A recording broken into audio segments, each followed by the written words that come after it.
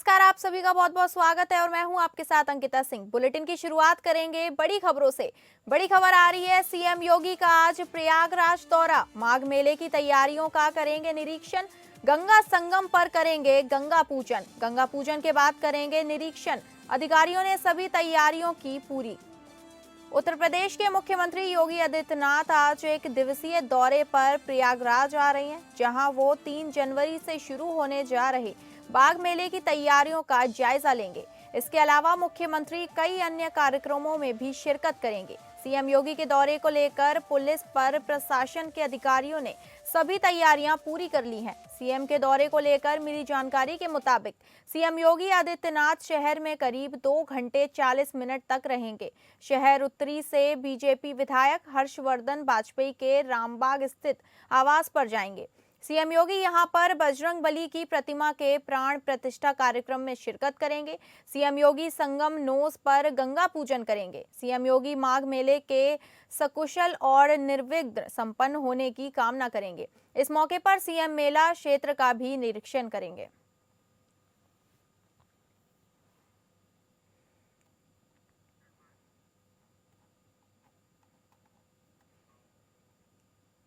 अगली बड़ी खबर आ रही है लखनऊ से। यूपी एटीएस ने मांगी मदरसों की डिटेल, छात्र मौलवी और स्टाफ की मांगी डिटेल। अल्पसंख्यक विभाग जुटा रहा डेटा।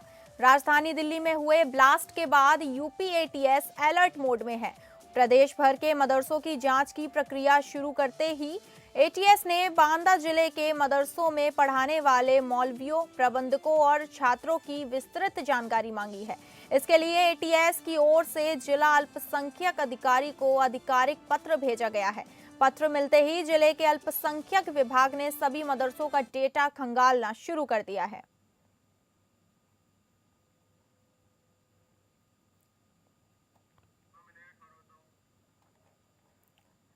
आपको बता दें, राजधानी दिल्ली में हुए ब्लास्ट के बाद यूपी एटीएस अलर्ट मोड पर आ चुका है। प्रदेश भर के मदरसों की जांच की प्रक्रिया शुरू करते ही एटीएस ने बांदा जिले के मदरसों में पढ़ाने वाले मौलवियों, प्रबंधकों और छात्रों की विस्तृत जानकारी मांगी है। इसके लिए एटीएस की ओर से जिला अल्पसंख्यक अधिकारी को आधिकारिक पत्र भेजा गया है। पत्र मिलते ही जिले के अल्पसंख्यक विभाग ने सभी मदरसों का डेटा खंगालना भी शुरू कर दिया है।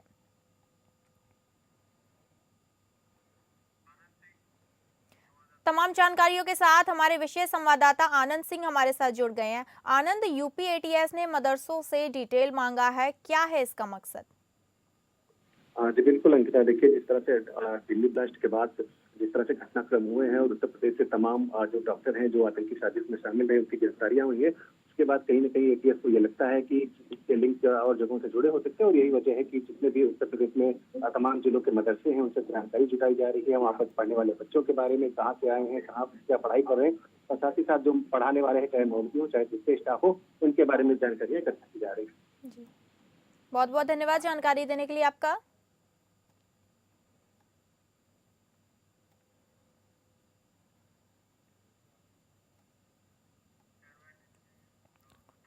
अगली बड़ी खबर आ रही है मध्य प्रदेश से। मध्य प्रदेश से सीएम मोहन यादव को लेकर बड़ी खबर। आज investment opportunity in Madhya Pradesh सत्र, हैदराबाद में investment opportunity in Madhya Pradesh सत्र में शामिल होंगे मुख्यमंत्री मोहन यादव। दक्षिण भारत के प्रमुख उद्योगपतियों से संवाद करेंगे मुख्यमंत्री डॉक्टर मोहन यादव हैदराबाद में आज investment opportunity in Madhya Pradesh सत्र में शामिल होकर दक्षिण भारत के प्रमुख उद्योगपतियों से संवाद करेंगे। इस सत्र का उद्देश्य ग्रीन एनर्जी, आईटी, आईटीईएस एवं ईएसडीएम सेक्टर में मध्य प्रदेश में निवेश के अवसरों को प्रस्तुत करना है। मुख्यमंत्री डॉक्टर यादव प्रदेश में बड़े औद्योगिक निवेश आकर्षित करने के लिए उद्योगपतियों से चर्चा करेंगे। इस सत्र में उद्योग समूह को मध्य प्रदेश की नीतियों, आधारभूत संरचना और निवेश के अवसरों की जानकारी दी जाएगी। मुख्यमंत्री डॉक्टर यादव हैदराबाद के ग्रीनको मुख्यालय का भ्रमण करेंगे और ग्रीनको समूह के शीर्ष नेतृत्व से ऊर्जा क्षेत्र में सहयोग और औद्योगिक निवेश पर चर्चा करेंगे।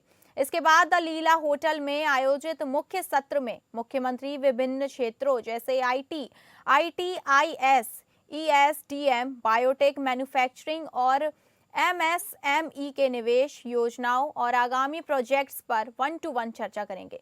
सत्र में बायोटेक क्षेत्र पर केंद्रित एक महत्वपूर्ण राउंड टेबल मीटिंग भी होगी, जिसमें नवाचार आधारित उद्योगों और अनुसंधान आधारित परियोजनाओं पर ध्यान केंद्रित किया जाएगा। मुख्यमंत्री डॉक्टर यादव पूरे दिन उद्योगपतियों के साथ संवाद जारी रखेंगे, जिससे विभिन्न समूह अपने निवेश प्रस्तावों और योजनाओं पर विस्तृत विमर्श करें। यह संवाद प्रदेश में नई औद्योगिक निवेश और दीर्घकालिक साझेदारियों की गति देने में महत्वपूर्ण साबित होगा और मध्य प्रदेश को एक विश्वसनीय निवेश गंतव्य के रूप में स्थापित करेगा।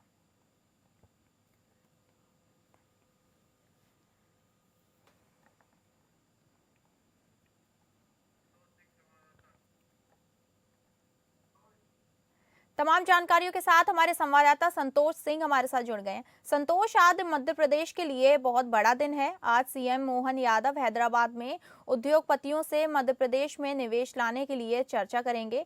प्रदेश के लोगों को कितनी उम्मीद है सीएम मोहन यादव से?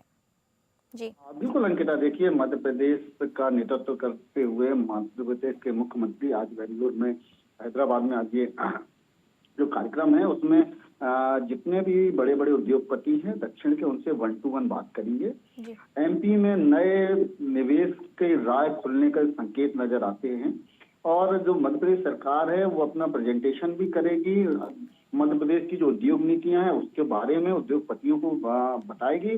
विकसित उद्योग के कॉरिडोर के जो प्रावधान है, जो नीतियां हैं मध्य प्रदेश की, वो उद्योगपतियों को बताई जाएगी। सेक्टर आधारित क्लस्टर जो है, जो नीति है, उसके बारे में उद्योगपतियों को बताया जाएगा, प्रेजेंटेशन दिया जाएगा। विकसित उद्योग अधोरचना के बारे में भी और निवेश प्रक्रियाओं के सरल बनाने के प्रयास भी बताए जाएंगे। किस तरीके से मध्य प्रदेश सरकार जो है उद्योगों के लिए उद्योगपतियों को आमंत्रित कर रही है कि आए मध्य प्रदेश में निवेश करें और जिसके चलते मध्य प्रदेश का विकास हो सके। और मध्य प्रदेश में जब रोजगार उद्योग आएंगे तो रोजगार निर्मित होंगे। इस दिशा में मध्य प्रदेश सरकार निरंतर काम कर रही है। जी बहुत बहुत धन्यवाद जानकारी देने के लिए आपका।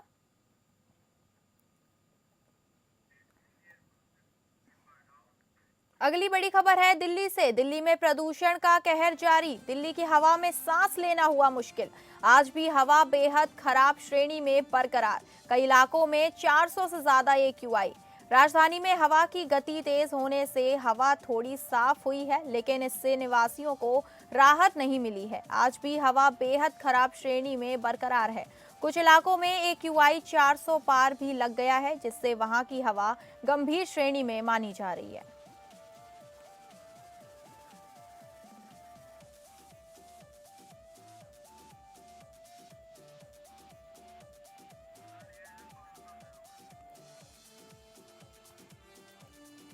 आपको बता दें, राजधानी में हवा की गति तेज होने से हवा थोड़ी साफ हुई है, लेकिन इससे निवासियों को राहत नहीं मिली है।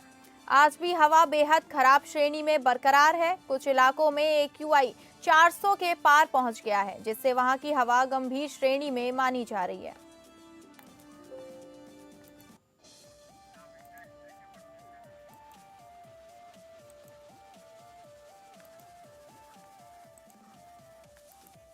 दिल्ली की हवा में सांस लेना मुश्किल हो चुका है।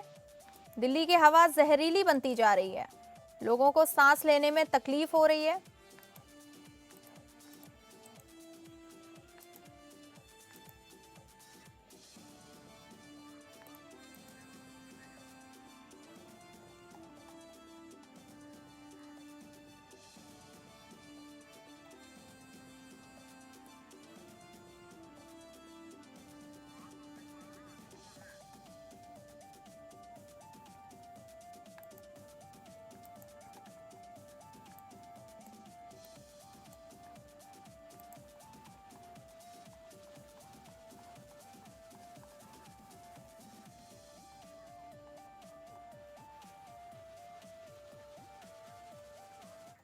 अगली बड़ी खबर है, देश में आज से नया लेबर लॉ लागू। 1 साल की नौकरी पर ग्रेचुइटी, कॉन्ट्रैक्ट वालों को भी पे स्केल देना होगा। ओवरटाइम पर डबल पेमेंट देना होगा।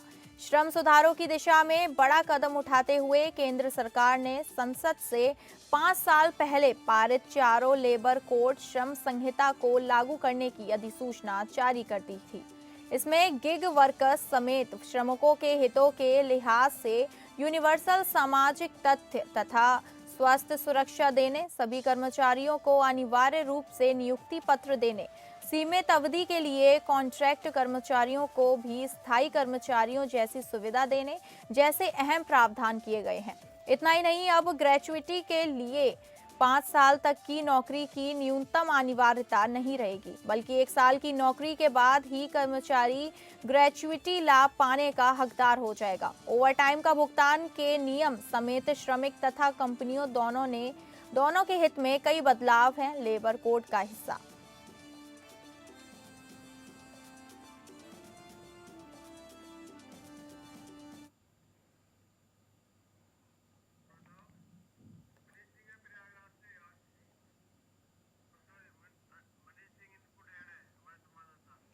तमाम जानकारियों के साथ हमारे इनपुट हेड मनीष राज सिंह हमारे साथ जुड़ गए हैं। मनीष जी, क्या इस कानून से श्रमिकों के हितों की रक्षा होगी? क्या इस कानून से कर्मचारियों के साथ जो अन्याय कंपनियां करती हैं उस पर रोक लगेगी? जी जी बिल्कुल, आपने सही कहा है कि मोदी सरकार ने ये श्रम सुधार किए हैं जी अब तक के श्रम सुधार माने जाए हैं और अवश्य श्रमिकों के हित में को जोड़ करके देखा जा रहा है। उससे जुड़े जो अभी तक के 29 कानून थे उनको बंद करके उसके बदले 1 नवंबर से देश में 4 नए श्रम कानून लागू किए हैं। सरकार का वैसे कहना है कि यह श्रम कानून आत्मनिर्भर भारत दिशा में एक बहुत बड़ा कदम है, साथ ही श्रमिकों के हित में है और ये श्रमिक और प्राइवेट सेक्टर में जो काम करते हैं खास करके ये उनके हित में है। देश में अभी तक 1930 से 1950 के बीच जो श्रम कानून थे वो ही चलते रहे थे, जिनको सरकार ने इकोनॉमी फ्रेंडली नहीं बना है। अब नई अर्थव्यवस्था उभर आई है, जैसे गिग वर्कर, फार्म वर्क, प्रवासी श्रमिक टर्म जो है इसमें शामिल नहीं, लेकिन अब इस नए कानून में इस कामगारों के हितों का ध्यान रखा गया है और इसके लिए सभी कंपनियों के साथ तैयारी और नियुक्ति पत्र देना जरूरी हो गया है। कर्मचारियों श्रमिकों की सेहत की जांच के लिए भी सरकार ने प्रावधान रखा है। 40 साल से ऊपर जो श्रमिक होंगे उनकी निःशुल्क वार्षिक स्वास्थ्य जांच करानी होगी। तो 1 साल नौकरी पर ग्रेच्युटी इस कंपनी को देना होगा जिसकी पहले 5 सालों की अवधि थी। इसलिए से देखा जाए ये तमाम जो लाभ हैं वो श्रमिकों के हित के हैं। कामकाजी महिलाओं के लिए भी सरकार ने खास नियम बनाए हैं कि इनको रात की शिफ्ट में अब काम करने की अनुमति होगी। पहले अनुमति ऐसा नहीं थी। हालांकि महिला की सहमति और वर्किंग में सुरक्षा का उपाय जरूर होना चाहिए। इस लिहाज से अमिताभ आपको बता दूं, नए सरकार ने जो श्रम बदलाव किए श्रम कानूनों में वो पूरी तरह से श्रमिकों के हित में हैं। नई अर्थव्यवस्था को गति देने के लिए मान जा रहे हैं कि अर्थ होंगे। जी, बहुत बहुत धन्यवाद जानकारी देने के लिए आपका।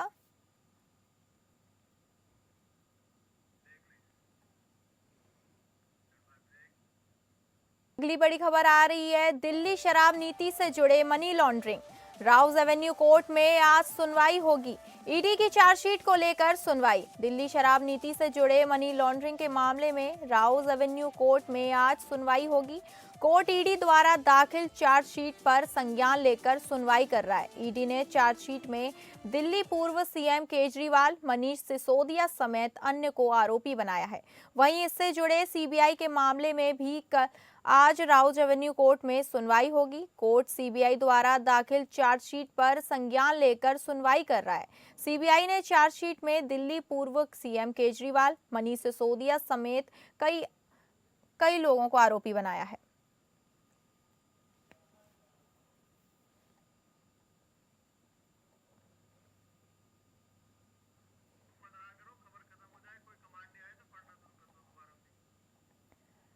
आपको बता दें, दिल्ली शराब नीति से जुड़े मनी लॉन्ड्रिंग के मामले में राउज एवेन्यू कोर्ट में आज सुनवाई होगी। कोर्ट ईडी द्वारा दाखिल चार्जशीट पर संज्ञान लेकर सुनवाई कर रहा है।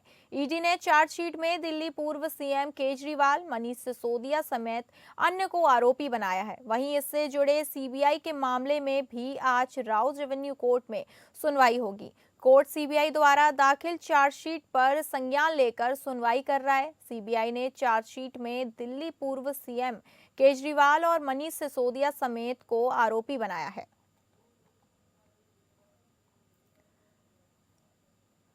आपको बता दें, राउज एवेन्यू कोर्ट में आज सुनवाई होने वाली है।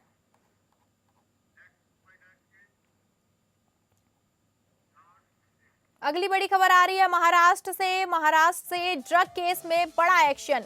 52 करोड़ ड्रग केस में बड़ा एक्शन। श्रद्धा कपूर के भाई सिद्धांत कपूर और इन्फ्लुएंसर ओरहान को समन। मुंबई के 252 करोड़ रुपए के ड्रग केस में एंटी नारकोटिक सेल ने फिल्मों से जुड़े 2 नामों पर बड़ी कार्रवाई की है।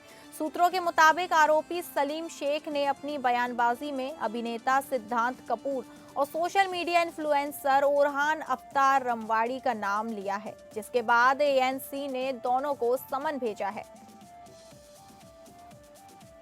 आपको बता दें, श्रद्धा कपूर के भाई सिद्धांत कपूर और इन्फ्लुएंसर ओरहान को समन भेजा गया है। मुंबई के 252 करोड़ रुपए के ड्रग केस में एंटी नारकोटिक सेल ने फिल्मों से जुड़े 2 नामों पर बड़ी कार्रवाई की है। सूत्रों के मुताबिक आरोपी सलीम शेख ने अपनी बयानबाजी में अभिनेता सिद्धांत कपूर और सोशल मीडिया इन्फ्लुएंसर ओरहान अफ्तार रमवाड़ी का नाम लिया है, जिसके बाद एएनसी ने दोनों को समन भेजा है। 52 करोड़ ड्रग्स केस में बड़ा एक्शन है ये।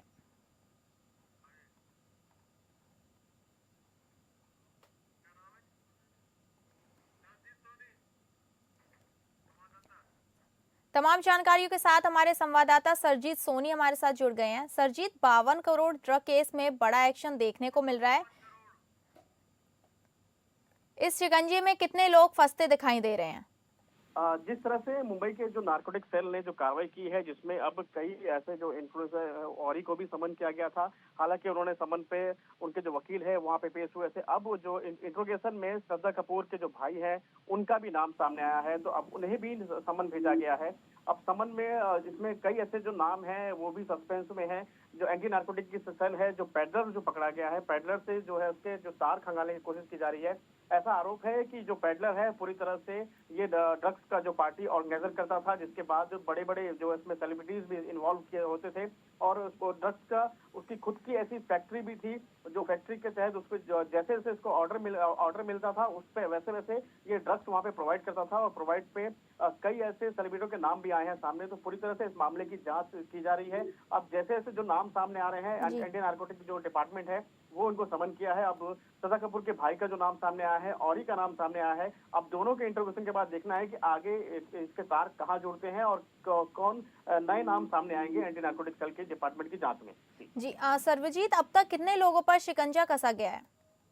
जिस तरह से अभी जो 252 करोड़ का जो मामला है, जिसमें फर्स्ट आरोपी उसकी कस्टडी ली गई थी, इसमें जांच की गई थी। फिलहाल अभी औरी और जो श्रद्धा कपूर के जो भाई हैं उन्हें अभी तक समन भेजा गया है। हालांकि और कई नाम सामने आ सकते हैं, क्योंकि जो ड्रग्स पार्टी जो आरोपी है वो ड्रग्स पार्टियों में जो पार्टियों में ड्रग्स प्रोवाइड करने का काम करता था, वो पेडलर कई ऐसे उनके में थे।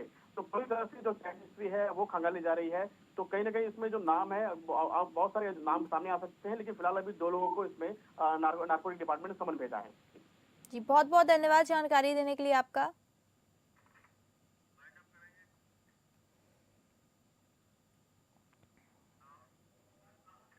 फिलहाल इस बुलेटिन में इतना ही। नमस्कार।